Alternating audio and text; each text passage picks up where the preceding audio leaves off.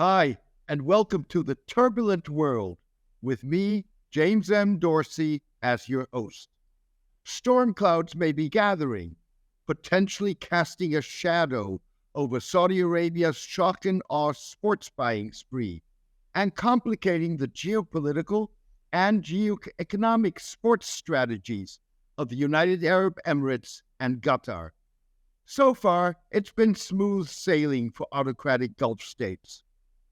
Despite a decade of fierce criticism and a UAE Saudi-led boycott, even Qatar turned its successful hosting of the 2022 World Cup to its advantage. That could be changing. A combination of embarrassing disclosures, calls for restricting foreign state ownership of soccer clubs, regulators curbing the Gulf state ambitions, competition among the Gulf states, legal challenges to Gulf funding, and fan protests suggest trouble could be brewing. Looming largest, leading English Premier League clubs have asked the government, in advance of the creation of an independent football regulator, to block nation states from owning soccer teams. The regulator is expected to assess the suitability of prospective owners and directors, emphasizing the ethics and integrity component of the testing.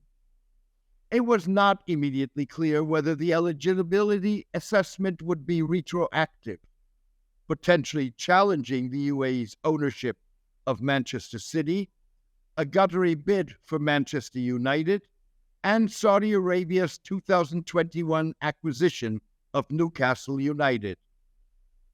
Ownership of Newcastle by Saudi Arabia's sovereign wealth fund, the Public Investment Fund, or PIF, could prove to be the most vulnerable.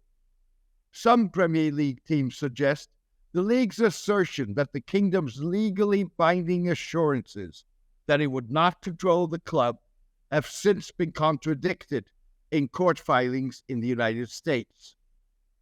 In the filing, Saudi Arabia described the Public Investment Fund as a sovereign instrumentality of the Kingdom of Saudi Arabia, and al-Rumayyan, Newcastle's chairman and the fund's governor, as a sitting minister of the Saudi government. A British government briefing paper on the independent regulator appeared to hedge its bets. The government said it was designing the eligibility test with trade-offs involved and taking note of the range of corporate structures behind clubs, including complex ownership structures, private equity and funds, sovereign wealth funds, and fan-owned clubs. In addition, the government said that the regulator would not be able to make unilateral judgments that risk straying into foreign policy. Government officials have sometimes defined Gulf state acquisitions as crucial to Britain's relationships. The eligibility test raises whether similar assessments should be applied in other sectors, particularly the media, with Qatari and Emirati investors eyeing the acquisition of stakes in the Telegraph Media Group, publisher of Britain's venerable conservative newspaper, The Telegraph.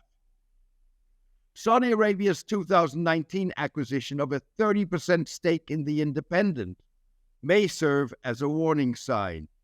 The liberal British online publication lent its brand to Saudi-controlled Arabic, Farsi, Urdu, and Turkish language news websites, operating under the kingdom's strict censorship and repression of freedom of expression and the media. Saudi restrictions were displayed this weekend when Saudi Arabia lost a poorly attended friendly match against Costa Rica in Newcastle Stadium. In a break with tradition, the Saudi Sports Ministry banned Saudi coach Roberto Mancini and national team players from speaking to the media after the match. Before the game, a Newcastle supporters group staged a protest against using the historic ground by the Saudi national team. The NUFC Fans Against Sports Washing group held posters of young men they said were on death row in the kingdom, for demonstrating. The group represents a minority of Newcastle supporters, most of whom appear to be concerned little about Saudi Arabia's abominable human rights record. Saudi dissident Lina al-Hathloul addressed the protesters. Fans can both be happy about Newcastle winning and criticize what is happening in Saudi, she said. Mrs. al-Hathloul's activist sister, Loujain, was arrested in 2018 and sentenced in 2020 to almost 6 years in prison for inciting change to the basic ruling regime and serving a foreign agenda inside the kingdom by using the internet with the objective of damaging public order. She was released in 2021, but slapped with a 5-year travel ban. The effectiveness of the soccer eligibility test is likely to be complicated by Gulf states' lack of a conflict of interest policy that allows government officials to pursue private business interests while serving the public. The Saudi government's relationship with Newcastle may be unambiguous. It gets murky with the UAE's ownership of Manchester City and the Qatari bid for the club's arch-rival. Manchester City is owned by the City Football Group, a holding company in which Abu Dhabi United Group for Development and Investment, ADUG, has an 81% stake. Mansour bin Zayed Al Nahyan controls the Abu Dhabi Group.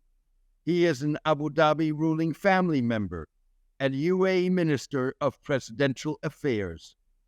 Similarly, it is unclear whether Jassim bin Hamad Al Thani, chairman of Qatar Islamic Bank and son of a former prime minister, is personally interested in Manchester United, or whether his $9 billion bid for the club is part of a Qatari effort to expand its European franchise.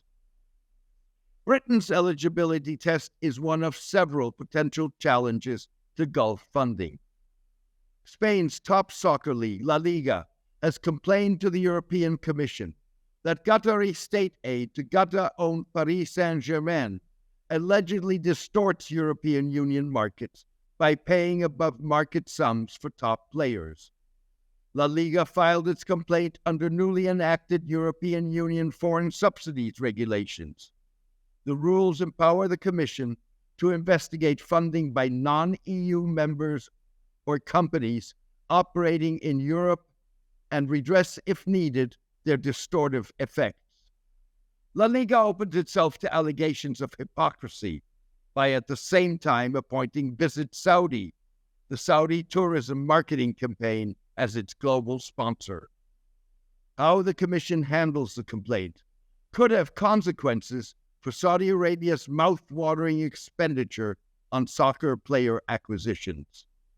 For $875 million, the acquisitions netted the kingdom 15 foreign players, including superstars Cristiano Ronaldo, Karim Benzema, and Neymar.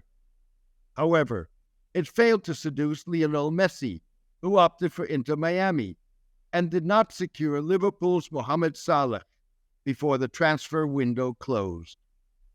La Liga's complaint and the British eligibility test are not Qatar's only post-World Cup headaches. A recent U.S. court filing allegedly documents Qatar paying $330 million to 14 executives of World Soccer body FIFA in advance of the awarding of the 2022 World Cup to the Gulf state. The UAE, the Middle East Teflon state, also faces embarrassing allegations. Muckraking Norwegian soccer magazine Josimar asserted in a lengthy investigation that Manchester City's long-standing direct selling partner, QNet, has been implicated in African human trafficking inquiries involving an alleged Ponzi scheme. QNet and Manchester City denied the allegations. Adding to potential Gulf headaches is an emerging competition between Gulf states, particularly Saudi Arabia and Qatar. The Confederation of African Football reportedly annulled Qatar's beIN Network's rights to broadcast interviews with African national teams and clubs, after agreeing with beIN's rival, Saudi sports company SSC. At about the same time, beIN Media chairman Nasser al-Khelaifi, as chairman of the European Club Association, ruled out a Saudi club's participation in a reformatted Champions League, Europe's top soccer competition. I don't know what's going to happen in a few years, but today, I don't see that anyone from outside will play here, Mr. al-Khelaifi said.